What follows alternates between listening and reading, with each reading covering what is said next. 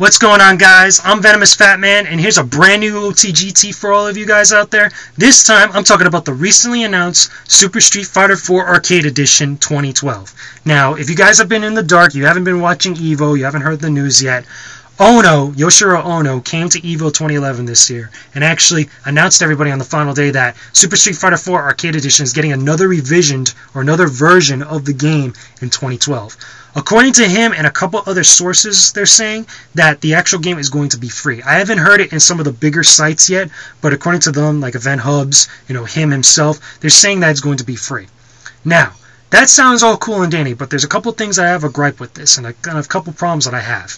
Number one, there's still so much time between now and whenever they're going to release this game next year for it to actually change that it might not be free anymore, because obviously Capcom wants to make a quick buck, and if they get enough hype and enough, support from the fans, which they have a lot of support, but if they get a lot of people excited for it, they could obviously make a good buck or two, selling this new version of Arcade Edition 2012. That's what I'm going to call it throughout the entire video, Arcade Edition 2012, so there's no confusion and I don't get tongue twisted.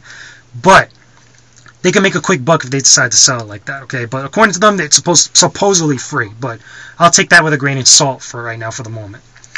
Here's the thing that I got a problem with this. Okay, this is the same game that Capcom's giving to us, multiple times over. We had Street Fighter 4. We had Super Street Fighter 4. We had Super Street Fighter 4 Arcade Edition, and now we're getting this one. Who knows, maybe they'll call it like Hyper Street Fighter 4 or something like that, new characters, whatever.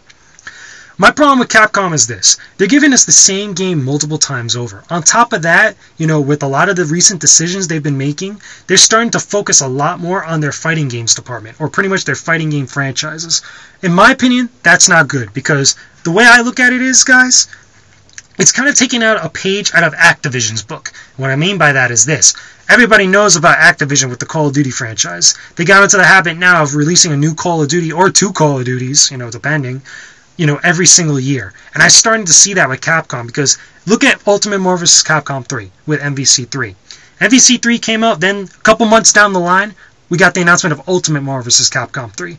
Like, that's a little bit too close in time frame. It's a little too, compact there, a little claustrophobic, between when these games are coming out, because people ran out to the store and bought Marvel vs. Capcom 3 for like $60. So, unless they do something like they, either make it down the line that this game comes out, or that they reduce the price point and, push it back a little bit, people are going to be a little bit upset, or at least, people that aren't hardcore fighting game fans. Now, I know they're trying to do this for the hardcore out there. They've said it a couple times and such, but keep in mind, not just the hardcore crowd plays Street Fighter anymore. There's a whole bunch of people out there that are playing Street Fighter or playing fighting games and such.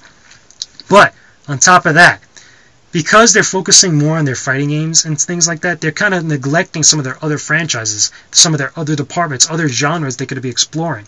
I know we got Asura's Wrath coming out. I know we got like 2 Resident Evil games, one for the 3DS, and I think another one for the console that plays kind of like SOCOM, or is done by the same guys who did SOCOM Confrontation. I know those games are coming out, at least at one point or another, either later this year or into next year, more than likely. But we still have other franchises that they're neglecting here. I mean, look at what happened with Mega Man. Mega Man Universe, which was supposed to be a really ambitious Little Big Planet take on Mega Man, as far as, user-created content and stuff, that got canceled. On top of that, Mega Man Legends 3 for the 3DS, a game that a ton of Mega Man fans or a ton of people out there have been wanting for years, got canceled over some stupid stuff. Let me put it that way. I really do not like the actual decisions that Capcom is making. I love Street Fighter, I love fighting games, I love the genre, but too much of a good thing is always bad. And it seems like now, not just Capcom, but overall as a whole, there's a couple different companies that are starting to oversaturate the market with fighting games. I mean, let's look at what we got coming from Capcom, realistically. We've had Super Street Fighter 4 Arcade Edition, and now we're getting this new one, sometime next year. We got Marvel vs. Capcom 3 that just came out not too long ago. We got Ultimate Marvel vs. Capcom 3 that's coming out at some point. We're getting Tekken X Street Fighter. We're getting Street Fighter 3, Third Strike Online Edition. That's 6 fighting games straight up from Capcom at one point or another, coming out in different time frames. On top of that, we got other companies like Namco that are making fighting games. We have Tekken Tag Tournament 2. We have Tekken Blood? No, that's the movie. Tekken Tag Tournament 2. We have Also, Soul Calibur 5, then we got another company, I forgot the exact name of it, we got Skullgirls. There's a whole bunch of fighting games coming out at this, within the same kind of like time periods, spread out a little bit apart, but there's so many kind of compacting in this one generation, this one time frame. It's way too much, guys. It seems like, Capcom is really trying to make a quick buck and trying to really, cash in on the whole Street Fighter hype and everything as far as like, fighting games coming back into the spotlight, which is nothing wrong with that. It's a business move. But personally, me, myself, as a generalized gamer that pretty much plays everything, I don't want them to lose focus on some of the other franchises that they had out there. Now, a couple people have told me, as I was talking about this on Twitter, if you guys haven't followed me on Twitter, Venomousfatman1 on Twitter, by the way. But a couple guys have been telling me over Twitter and stuff, but they're trying to appease the fans. They're trying to, give the fans what they want. But let me put it this way. You could argue, yes, people have wanted games kind of like Marvel vs. Capcom 3 for over 10 years. People have wanted it.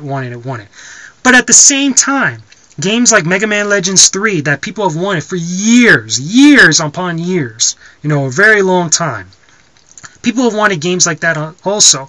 But to drop the game like that, with pretty much without really probable cause. If anything, I personally think it has something to do with how Mega Man's creator said some nasty stuff about the Japanese gaming industry. He made some comments that I guess a lot of people weren't really kind of, too fond of. It's just too convenient a timing.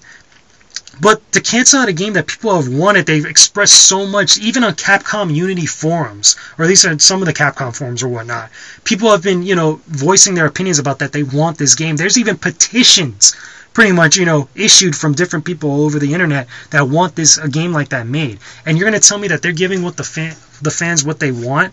Pretty much they're not, guys. I understand they're giving the hardcore fighting game fans what they want, as far as like more Street Fighter upon more Street Fighter, or more Versus series, or more this, more that, whatever. But if you're going to actually, say and actually, give the fans what they want, don't just do it and make it so blatantly obvious that you're going to make a quick buck, because that's what it is. And Capcom's been notorious for doing something like this, releasing the same game over and over and over again, multiple versions, trying to make cash for the most part.